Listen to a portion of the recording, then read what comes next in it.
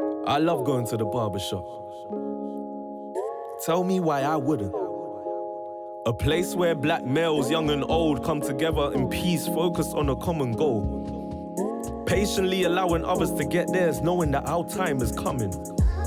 You're listening to the Blackmindsmatter podcast in association with WCEN. That will still look relatively the same because everyone has their own interpretation that they're comfortable. Hey, what's good? What's good? My name is Peaks, and you are listening to the Blackmindsmatter podcast in association with WCEN. I'm also joined with Mr. X. What's good, everybody? Okay, so if you're tuning in for the first time, we are Blackmindsmatter, and the reason we are doing this podcast is to keep you guys informed and keep your spirits raised. You know, everybody is on lockdown in the UK. Some kind of getting eased out of it a little bit now, but kind of still, you know, these kind of roadblocks and things are still in place. So this is a platform to hear the voices of the people and what they're all going through. So if you are a student, you're into the creative arts, working or unemployed, it doesn't matter. If you're a young parent, into music, entrepreneurial, whatever it is, this is the platform to come on, express yourself, share your views, your wisdom, your experience, whatever it is, so that we can all get something out of this. So on today's podcast, we are going to be speaking with Moak. He is 26 from South London. He's a spoken word artist and a battle rapper, and he goes by the mantra of trust your voice. So Moak, are you there? Yes, I am here. What's good, brother? How are you? I'm good, not too bad, man. That's How good about to hear. yourselves? Yeah, we're all good, man. We're all good. Getting ready to start this interview. Quite excited, by the way, because we love your material. Yes, definitely. Thank you very much, man. It means a lot. It's Moak, not Moak. Alright.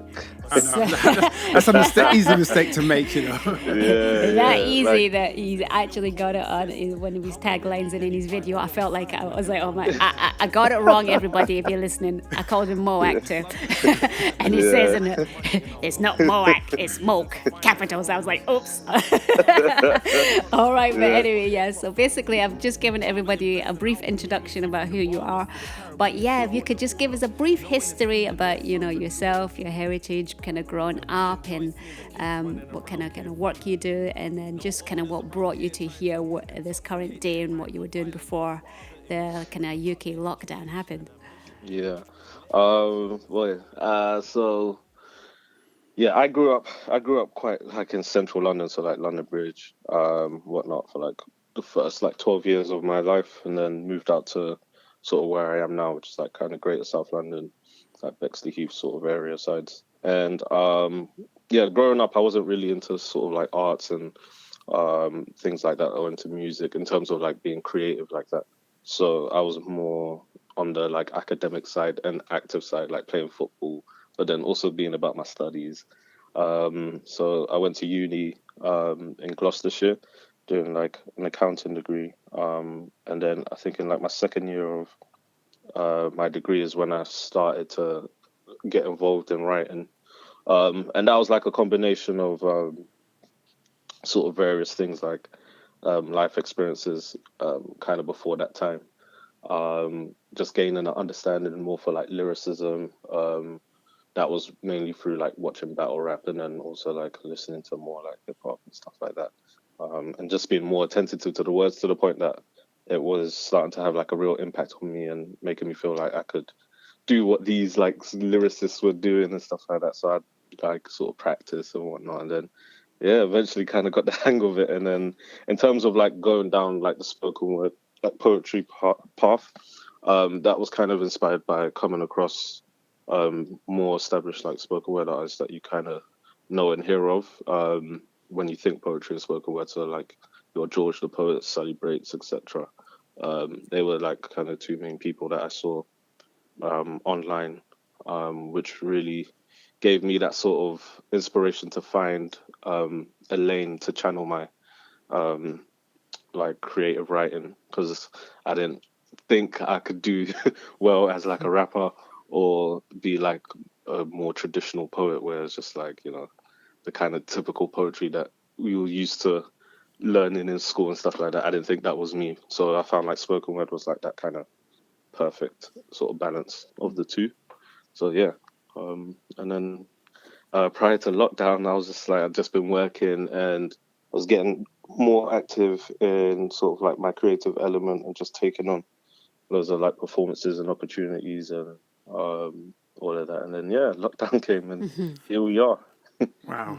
Here we I are. mean, I can't believe that after hearing your material and stuff, which we'll obviously get to, that you were doing accountancy and you weren't even interested in that, and you were doing academics. It's just like, what? Because it sounds like you were kind of like born to do it. You know, it's something that you articulate so well. So, Thank you, man. yeah, I mean, the very first time that you actually performed, you know, like maybe one of your poems or your raps to somebody or to a group. I mean, what was so you could take us through maybe one of your stories about that.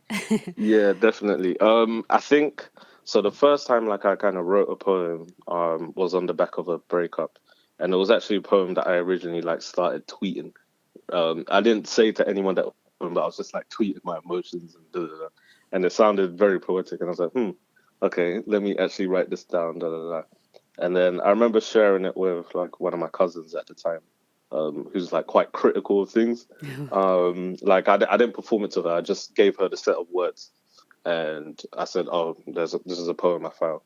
Read it and tell me what you think." And she was like, "Oh wow, this is like some intense, powerful stuff." I was like, "Okay, that's a good sign then." So you didn't tell her it was you. No, I didn't tell her. Not even after she said that, because I didn't want her to change her mind and be like, "Oh, it was you." Let me read it again and be sure that. So that was like a really encouraging sign for me. And then in terms of like doing my first like recorded piece where people actually got to find out that I was like getting into spoken word, I did like a cover of a song with my friend, the song being called Diced Pineapples by like Rick Ross and Drake. We did a cover to that, and I did a little verse, and like when we put that out online, people were just like really shocked. They were just like, "Whoa!" Like Michael's my actual name. They were like, "Yo, Michael, like we didn't know you did like poetry like this." And I was just like, "Yeah," kind of just kind of got rolled into it. And then in terms of like my first performance in public, that was at uni. It was like a joint piece actually that I did with someone that I was writing with at the time. And we performed it at like one of the societies at university, and it was such a nerve-wracking experience. Like I was very excited beforehand because I was like, I think they're really gonna enjoy what I had to say and what I've put together. And then I was sitting in the crowd for a while before being called up to the stage to perform. And like I don't know if it's ever happened to you. You sit in the crowd and you think, oh, the crowd's not that bad. It's not too big. But then when you get to the stage and then you get to see everyone in front of you, they're like, damn. This is like quite intense. I just remember my hand was shaking. The mic was just doing higgy haga, just like jumping up and down, and my voice was just all shaky. But I got through it in the end, and it was just like after that, the nerves started to settle down a lot more as each performance that kind of went on. So yeah, that was like my sort of first-hand experience with performing, and received like really good feedback. So what's it like being an artist as a poet? Because obviously now with poets now, they're now releasing albums and CDs or not CDs as such, but basically material now, like an artist now. So take us through the kind of process of how you go about kind of like doing material as in like a track that you sell. Good question. I think with poets we have a little bit of flexibility when it comes to that sort of thing, because I think majority of the time when we go to write something, sometimes it's not always necessarily with the intention that it will go to that sort of platform where it will be like put out on streaming platforms or be a piece of material to sell. Sometimes it's just pieces come out with the intention of just being able to perform it on stages and like just really building up your performance skills and interaction with crowds and experimenting with different approaches to your writing. But then then there are sometimes you write with the intention to put things out to sell, or like on a platform where it can reach obviously loads of people. And with that, I think in terms of that process of getting there, it's just having like a concept in mind. I think it's very hard as a poet to just just put a bunch of like random poems together and call it a project. I think, you probably know, like a lot of poets work like really methodically and like work in like themes or like in moods and stuff like that. Not to say that other artists don't, but I'm just saying like I think it'd be easier for a rapper to put a bunch of random songs together. But with poets, it's more like they got a story to tell, or there's like an end sort of goal with the message that they're trying to put out through those multiple poems. So that can be quite long in itself. At least that's what I know for myself. So I'm kind of assuming it's the same for others, but I've come across other projects from different poets, and they've all taken slightly different approaches where they kind of infused it with like music, and on some tracks it's not just poetry. They might be like trying their hand at singing or doing like experimenting with their flows and sort of like blurring the lines between rap and poetry and things like that. So I think when it comes to creating material for that sort of platform, there's more room for experimentation and with like sounds and vibes and stuff. But when I listen to poetry, it seems to have more of an emotional kind of essence to it. Like if with rap, basically you listen to the lyrics and you take it in, but there's always kind of like a beat that keeps your head nodding and things like that. But with poetry, it's like it's the lyrics, it's the emotion, it's the words. I mean, do you write and get emotional when you write? Yeah, no, there's definitely some pieces where I've written and it was quite hard to write in terms of being able to reflect the emotions I was going through, or just being in that place where, so for example, there was a poem I did called Mood, which was on my YouTube, and that was me just basically touching on my experiences with like anxiety, depression. Yeah, I know that like one low actually. moods. I know that one. I remember seeing it. That was deep. Yeah, man. So that was probably the toughest poem to write, because I was writing it at a time where my confidence, even in writing, was low. Confidence in general was just really low. So that was a hard piece to write. But I always found that whenever I was in that emotional state, that some ideas came to me and I just had to write it down there and then. But like you kind of detach yourself from the emotion a little bit, in the sense that you try and channel what you're actually feeling in that moment and put it into words that would like make for like a great poem and stuff like that. So yeah, it can be quite emotional sometimes. Not to the point that you're necessarily crying, but you just write something. You just write something and you look at it and then you read it to yourself and you reflect and just think like, wow, like this is actually me, or this is what actually been going through. But in certain, like for majority of the cases, sometimes is not that emotional. I think it can become emotional once you actually got it all down and then you start to perform it. And then as you're performing it and saying particular lines or particular words, you remember where those words and that feeling kind of came from. And then as you're performing it, it takes you back to that place. And then that's what can make you emotional. So yeah, that's happened to me a couple of times. And like the recent video you watched, the one you said on my Instagram, after I actually put the video together and started watching it, that's when I actually started to feel like more emotional, because I just saw like the kind of story I was trying to tell, and then seeing the pictures that I'd put in and knowing where those backstories came from. Strong, and fam. like Strong. all of that. I was just like, wow, how am I tearing up when I was the one that put this all together? Like, I haven't seen the whole process from beginning to end. So it can be weird sometimes. I remember seeing you at well, I saw you first at Blackmindsmatter, which we'll get into a little later. But I also saw you at Battle of the Mics put on by Poetress at that small little kind of. I was filming you. I was one that was filming you and stuff. How was the circuit basically in regards to poetry now? Because obviously we're new to it, and obviously we haven't seen a lot of people. But you can tell us, is it a building scene in the UK now? Yeah, I think there's definitely like a strong scene there, and you've got like, you know how like every scene has its like the people that are kind of like very established, and the people are like a bit more established than others, and then you got the people who are just like coming up, or like beginners / things. Like there's the scene has got to that point where there's that large scope of those different types of poets, like your established ones, your more established but not like extremely established, then you're like kind of everyone else sort of thing. Same. And yeah, like you there's definitely like in my opinion, like I don't know if other poets would agree, but there's definitely like you see the difference between the more, when I say spoken word artists, so the people who like write with the intention to perform, Same. in comparison to the poets who write with the intention of maybe not just performing, but more so for like books and for people to read those poems.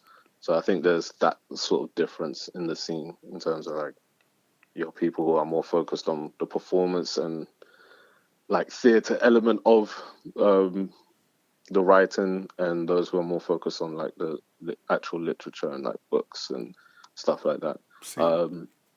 Yeah, there's like a whole there are loads of like talented poets, like even within the sort of collective that I'm in actually, which is called the Flow Poets, is run by Flowicist, who is like part of the Flowetry Oh, duo. really?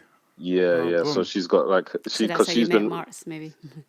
Yeah, because she ran her she does an event called Flow Vortex, which is like an open mic on the first and third Thursday of every month. Now it's in Streatham Hideaway, but it used to be in Shoreditch, like many years ago, probably back in like 2014, 15 era. And that's probably when I met M Arts for the first time, because we used to go there regularly, and that was where you saw like that was like, to me, that was like the Def Jam, UK Def Jam poetry, like, because the levels and the talents you would see in that room, you would just go away thinking, rah, I need to come back harder, like I need to write something that's out of this world. So that was just like very like cutthroat in terms of the level of talent, and it was like a small, dark, dingy room, all crowded. There's no stage, everyone's just standing there right in your face kind of thing, and you're just on the mic with the spotlight on you, and it's just like, yeah, everyone's looking at you Nowhere like, to okay, run. so yeah, like That's what the are you best. gonna That's show the us? best trading ground. Yeah. That's the best atmospheres. And honestly, I think that was probably like, in terms of like doing performances in London, doing that sort of show was probably within my first 10 performances in London. And so for me, that was a very scary experience, because I'd never been on that kind of stage or setting before, or on a event where the level of poetry was just out of this world. So when I performed one of my pieces and it got well received, that's when I really had like the confidence boost. I was like, okay, if it's getting well received here, after the level of poetry these guys have seen, then cool, I must be on the right path, kind of thing. So yeah, man, there's definitely like a strong scene of like Definitely. poets. Yeah. Okay, well, obviously, talking about all that talk about, performances and being out and doing events and stuff like that, here comes the lockdown. Yeah. And so Yeah, exactly.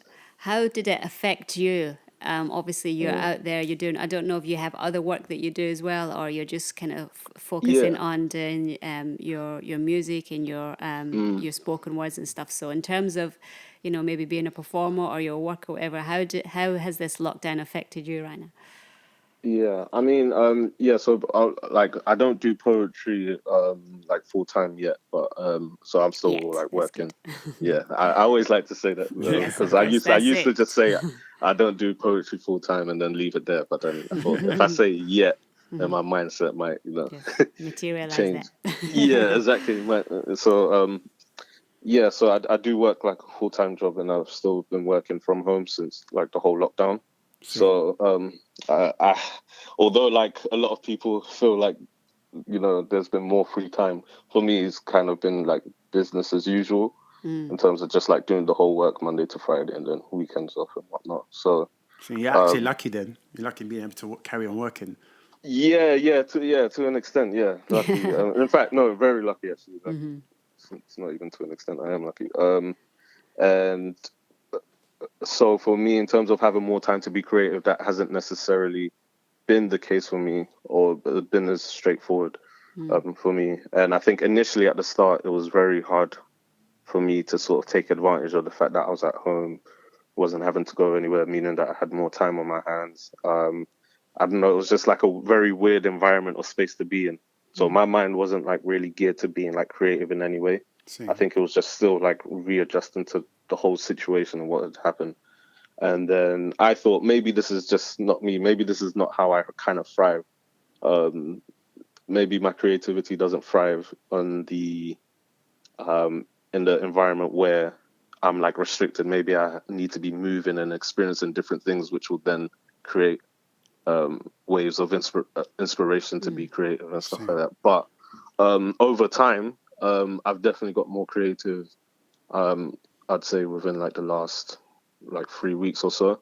Like putting that video together, I put on my Instagram. I also wrote a new poem to a beat, which I'll be putting out in a couple of weeks about the whole lockdown situation. Same. And then from that poem, that even turned into the whole possibility of putting out a project based on this whole Corona thing and writing like a few other poems to go with it. So I wrote another one not long after writing the one that I'm about to release in a couple of weeks.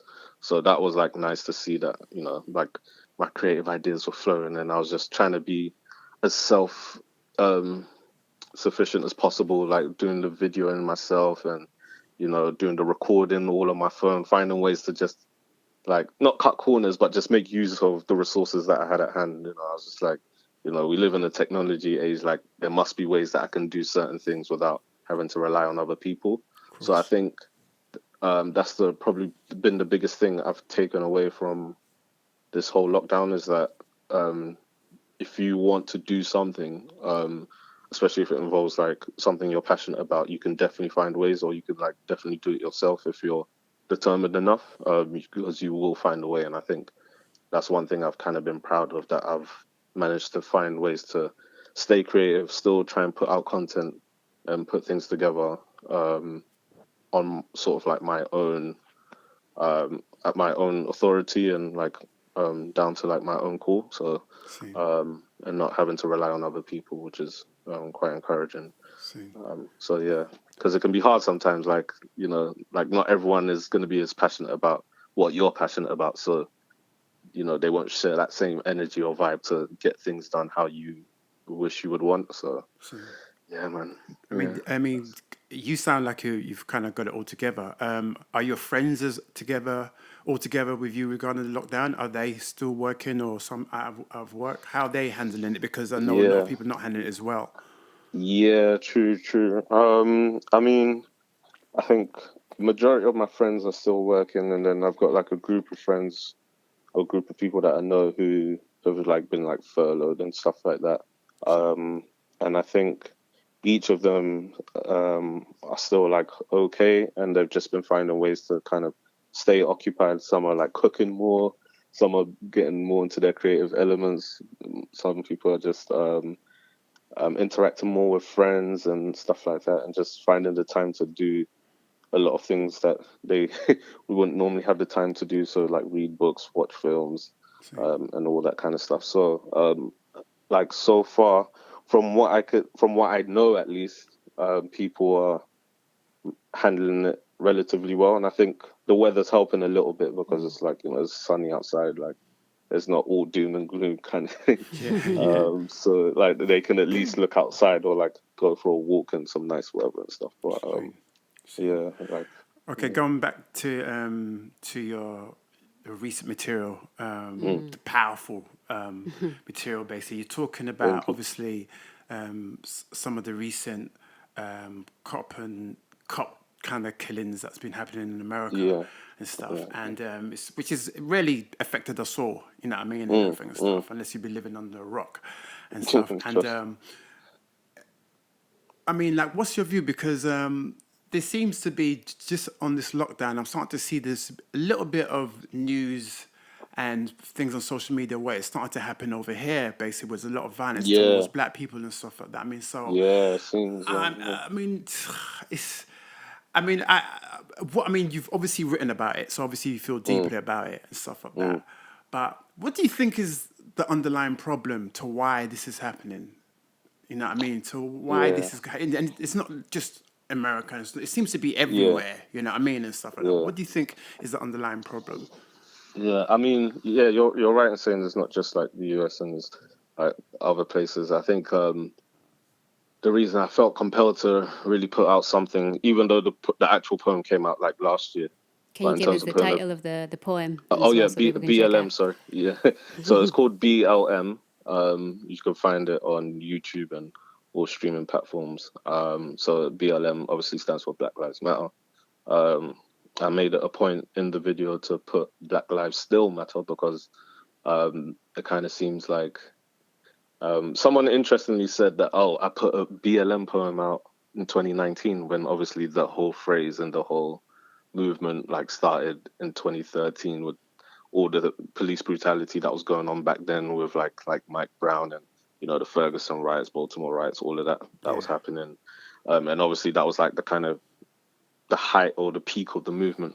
But for me, it didn't matter when I put it out, because like you said, these things are still going on, it's still an underlying issue.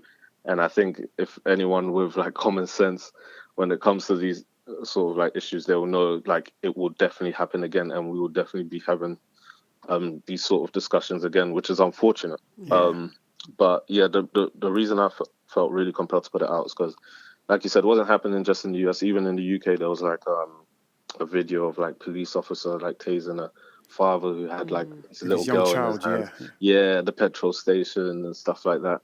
And even in like in China, like where the whole like coronavirus sort of stemmed from, and they were like sort of treating black people as if they were like the cause of the problem as to why the coronavirus was spreading, and they weren't allowing them in malls and like shops and public places, and even had some people turfing like them out of beating them, hotels and yeah, rented and stuff like that. accommodation and stuff. Yeah, Crazy. all of that. And even though that wasn't necessarily like straight police brutality and stuff like that, it was just like still like a menacing reminder that like, no matter what this world seems to be going through, or no matter what sort of position we're in as a like society, like it's still like that people that will bear like the brunt of um sort of bear the brunt of like Situation, yeah. evil, or like situations, Yeah. and just always sort of get like kicked down and knocked down and just like discriminated against and like humiliated or victimized and stuff like that. And it's very upsetting. And in terms of like the underlying sort of issue or as to why it's still happening, I think it's just, again, it just goes back to history and just how um things that have happened in history, or at least perceptions and views and um sort of ideas that have been perpetuated in history are still being perpetuated today, Yeah. in like every area of life, whether that be through like media, education and stuff like that. Like from time to time, you always see something on social media about like some sort of like racial discrimination against black people, and you just think, what, in this day and age this thing is still happening? And like, there's these companies are really sort of so like sort of like blasé about putting campaigns out that they don't think is offensive, like the H&M advert with like I mean, come on. Yeah. the boy, what is it called, George of the Jungle, Boy of the Jungle, or something like that.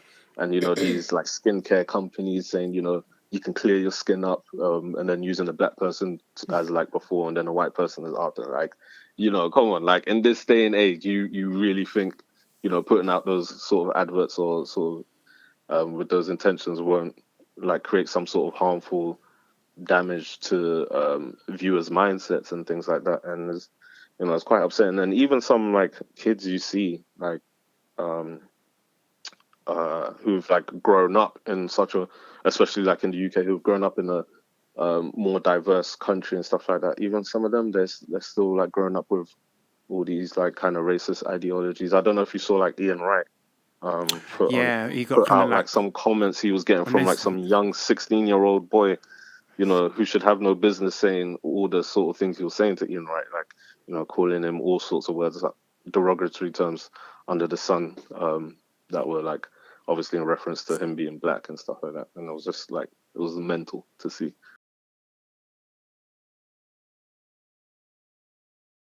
This it's the same reason why Black Minds Matter was set up, basically to kind of like inspire and educate young Yeah. people as well, Yeah. from BME backgrounds, but also other people as well, about the Mm, situation at large. Because obviously, as you say, it's upsetting. It yeah. affects people in different types of ways. Mm, You know what I mean? And it's obviously, as you say, it's not going to be the last time this is going to be discussed, because yeah. it's always seems to be carrying on and Mm, everything. But moving forward now, how we're now in lockdown. It seems to be easing out now. Things seem to be mm, like a bit eased out now and yeah. everything and stuff. And we Yeah. seem to be kind of moving. Do you think we'll go back to normal? Do you think it can be normal again? Um, Boy, that's that's a very good question. Like me and my manager always have this conversation about like how we think things are gonna be once things get eased. But I think in terms of like the working world, um, I think we'll see a lot of changes there in terms of like offices maybe being more, or like companies being more open to the idea of their employees working from home, or allowing that sort of flexibility. Same. Um, and I think yeah, we'll see a lot more of that in terms of like people um, like being able to go to bars, pubs, restaurants, and cinemas, and all these other things, and concerts and stuff like that. I think it will take a while for that to go completely back to normal. Like you can just go into a concert or a club and not think you're gonna catch anything, Yeah, yeah. so like you could No be up social close to people. distance and stuff, how that's Yeah, going to play out. yeah. But I think in terms of how people treat like hygiene and how they take care of themselves and make sure that they clean up after themselves, and take cautions to wash their hands and stuff like that, I think that will be more present in terms of in like wider society. I think you might see restaurants now with like sanitizer on the table kind of thing, or Probably on the way like in. Yeah. yeah, on the way in On and the things way like in. that. I think you're going to see that a lot more. Like they already have it in hospitals. That was already a thing anyway. You always had like hand sanitizer stands like at certain points in the hospital. But I think you're going to see that employed now a lot more, not just in workspaces, but in any sort of public space and everything. Same. And yeah, like it will be interesting how sort of like the world will sort of like cooperate with each other when like some sort of outbreak happens in one country, because obviously there was that whole controversy where like people were saying like China kept it under the wraps and tried to play it down and didn't want to like sort of let people know the real issue and what was going on. I think even like one doctor who raised some concerns like eventually died from the virus in Yeah, China, and yeah.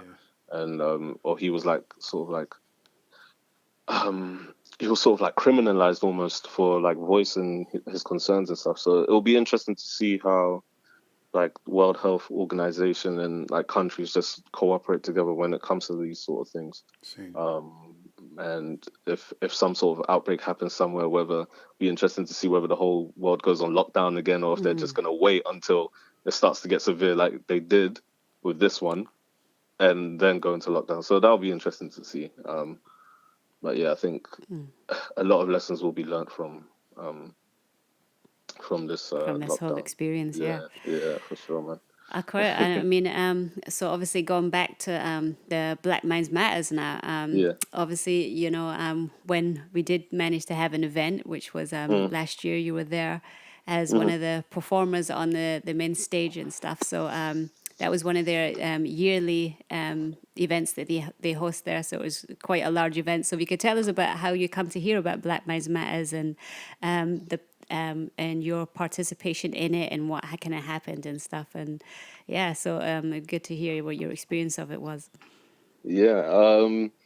So that was definitely through like Jess after she held her event, which was like Clash of the Mics or so. That's right. Yeah, which you were at as well.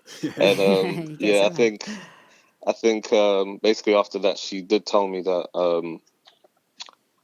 someone was interested in getting me to perform at like the Black Minds Matter sort of event, and I think yeah, so she told me at the time, and then she told me again closer to the time to see if I was available, stuff like that, which I was, and I kind of just went there knowing what pieces I was going to perform, but obviously when I got there, I was told that I'd have to get in on the little acts or like performance that they were doing on the stage. So I had to be part of the sort of like role play that was going on and things like that, which was a which was a bit A bit like on the spot. sort of yeah on the spot. I was just like, whoa, I didn't know I'd have to be doing some acting as well. But I was like, you know what, I'll just take it in my stride and just like um do it. And yeah, it was a It was it very was a well nice event. received. Yeah. That's the Yeah, brother. it was That was a very well brother piece, received. wasn't it? The Yeah. brother piece. Yeah, That was I out of this world, fam.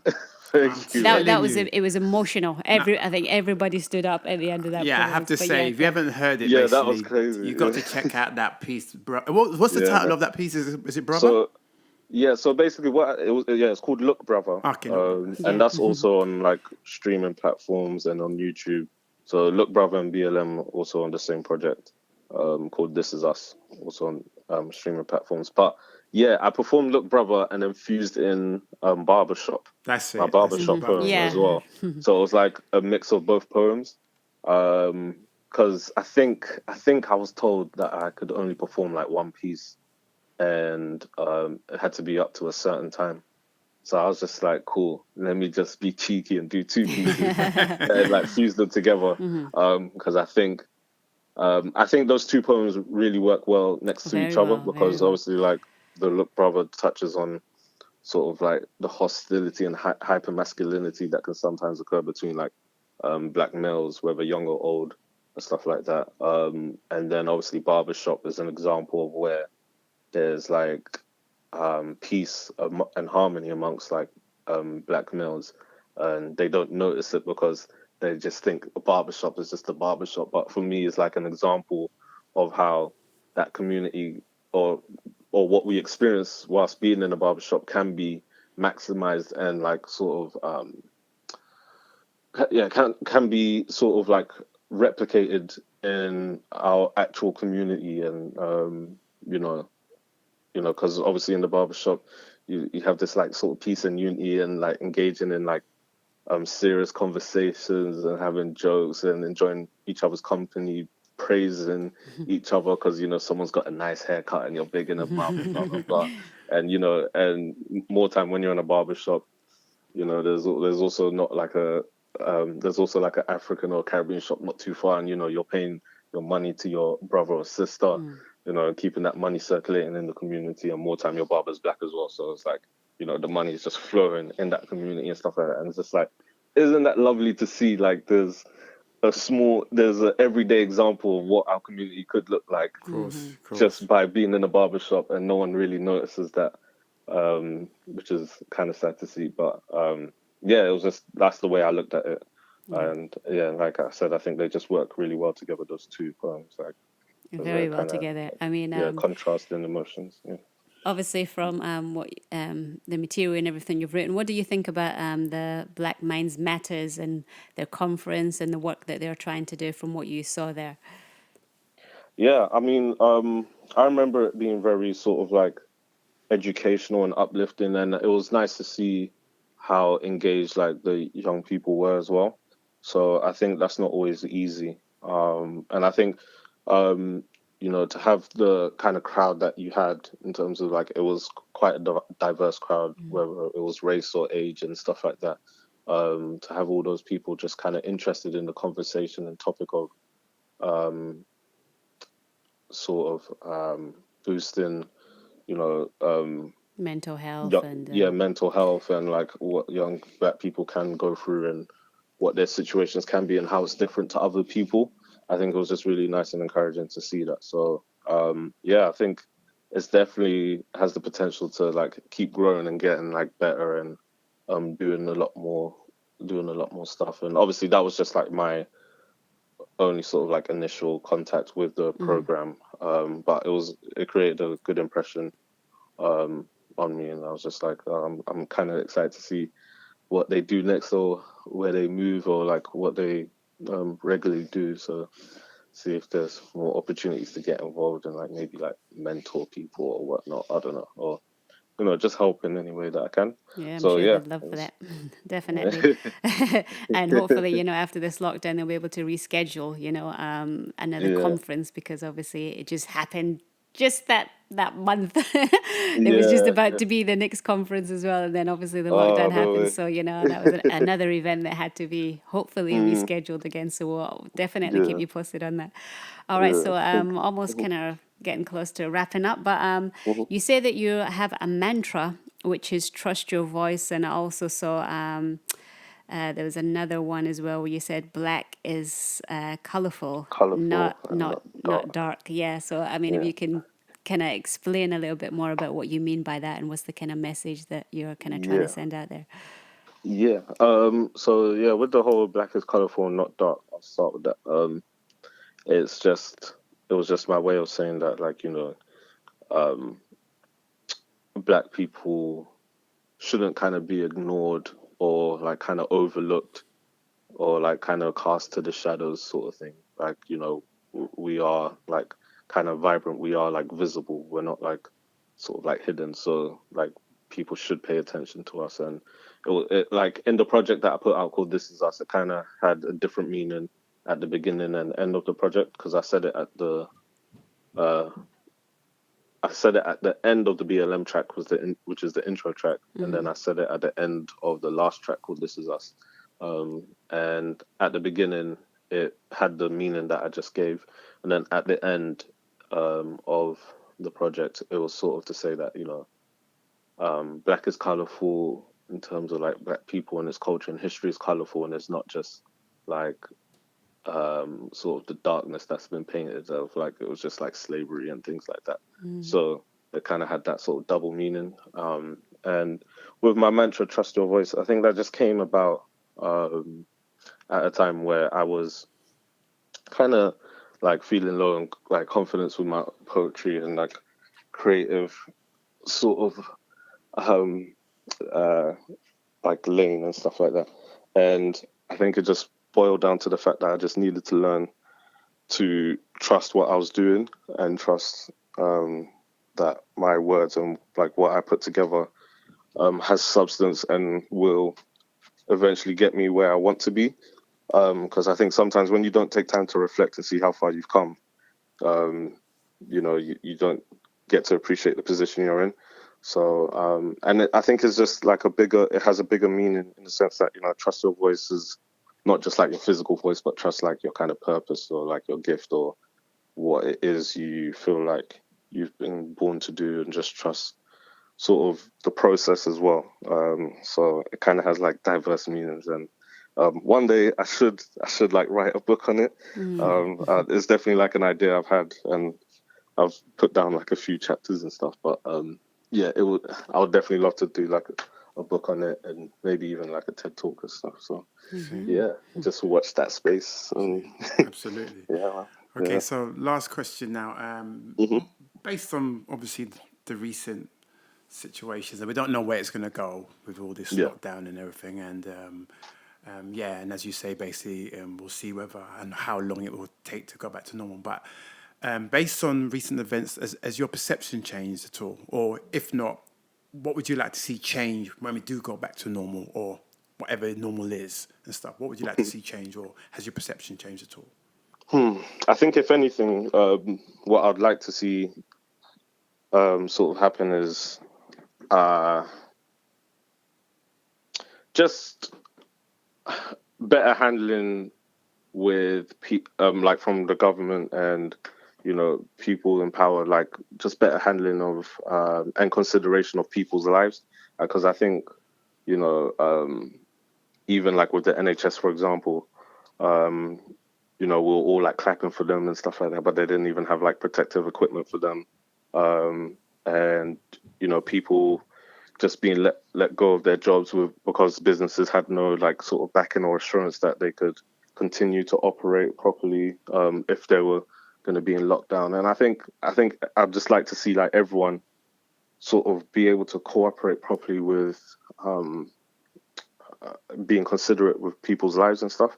Yeah. Because obviously this would have affected it's like so many areas that we probably even haven't even thought of. Like, what if there's a home or like someone in a household where they've been furloughed or let off, like let go completely, and then they can't pay rent? Like, are the landlords being considerate of that sort of situation kind of thing. You know what I mean? Like, so I think it would just be nice to see like overall cooperation from everyone, just to like sort of be understanding and more sort of considerate about people's lives and situations and stuff like that. So Absolutely. I think, it's kind of been a wake up call that, like life is so fragile, don't know what's going to happen. And we can't just be so like focused on, getting up, rushing, going to work, and then just getting money and not focusing on anything else and just only thinking about ourselves as well. Because we've seen how the act of one person or group of people can have an effect on the whole world kind of thing. So if we can apply that in a more positive way, then that would be nice to see. Excellent. So that's what I'd say. Yeah, thank you so much for that. I mean, thank you for sharing your time with us and everything you, that you've contributed here. If people will definitely, I'm sure, want to check out your work, where's the best place to see it? If you could give us those socials, and we'll also drop them in the information box below. So my social media handle for like all platforms is at MOAK_TP. And my website is www.moakonline.com. You can subscribe to my mailing list, where I'll send out like new releases and stuff like that, or exclusives, etc. But yeah, those are like the main places to find me. I'm mainly active on Instagram and Twitter in terms of social media handles. But yeah, there'll be more stuff coming soon, definitely like in the next couple of weeks and towards like the end of June / early July. So yeah, excellent. Yeah, watch out for that. Look forward to hearing how you articulate this whole situation as well that you spoke about earlier. So yes, definitely. It's going to be emotional. It'll be good. You know what? It'll be a good vibe. It's not going to be like too dark or deep, but I think it's just. You go where the emotion like takes you. Yeah, basically. So, Excellent. So thank you so much. Enjoy the rest of your evening. Thank you. Be safe, be well, and keep up the good work. Safe, bro. Thank you very much. Thank you for having me. All right, take care. Take care. Bye. All right, bye. So that was Moak. I hope you guys enjoyed that. If you want to go and check out his material, then please do so. We'll leave all the information and the details below. If you want to leave any comments, tips, or suggestions, then please leave your comments. And also, if you want to get in contact with us, maybe you want to participate or whatever it is, then you can contact us on info@blackmindsmatter.co.uk. You can also check out the website for further resources, sign up to the newsletter, and keep informed about what's going on, helpful tips, and everything else that will be in there. That's on www.blackmindsmatter.co.uk. And if you want to find out the latest government and healthcare guidelines, then please check out www.gov.uk or www.wandsworth.gov.uk. If you found this helpful, then please share it with somebody else. Like, share, and subscribe. We will definitely catch you on the next podcast. Please be safe, be well, and be inspired. Take care. See you next time. A place where there's love, order, appreciation. You're listening to the Black Minds Matters podcast in association with WCEN. Support, sustainability, and a community feel. But what a shame. What a shame it's only a damn barbershop.